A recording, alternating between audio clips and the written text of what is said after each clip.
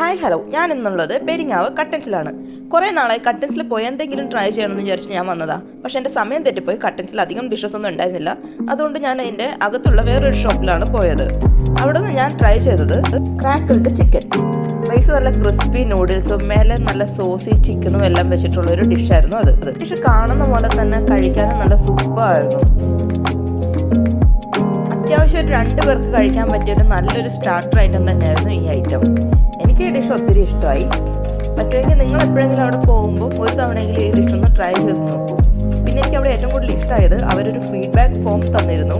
ഞാൻ അതിനകത്ത് എനിക്ക് തോന്നിയ ഡീറ്റെയിൽസൊക്കെ ഞാൻ ഫിൽ ചെയ്ത് അവർക്ക് കൊടുത്തു. ആൻഡ് എൻ്റെ ഡീറ്റെയിൽസും ഞാൻ അവിടെ പ്രൊവൈഡ് ചെയ്തിട്ടുണ്ടായിരുന്നു. എന്തായാലും എനിക്ക് ഒത്തിരി ആ റെസ്റ്റോറൻറ്റും ഡിഷും എല്ലാം ഇഷ്ടമായി. അവരുടെ സർവീസ് ആണെങ്കിലും എനിക്ക് ഒത്തിരി ഇഷ്ടമായി. അപ്പോൾ നിങ്ങൾ ഈ ലൊക്കേഷൻ മറക്കണ്ട. തൃശ്ശൂർ പെരിങ്ങാവ് ദയ ഹോസ്പിറ്റലിൻ്റെ ഓപ്പോസിറ്റാണ് ഇത് വരുന്നത്. ഓക്കെ, അപ്പം ബൈ.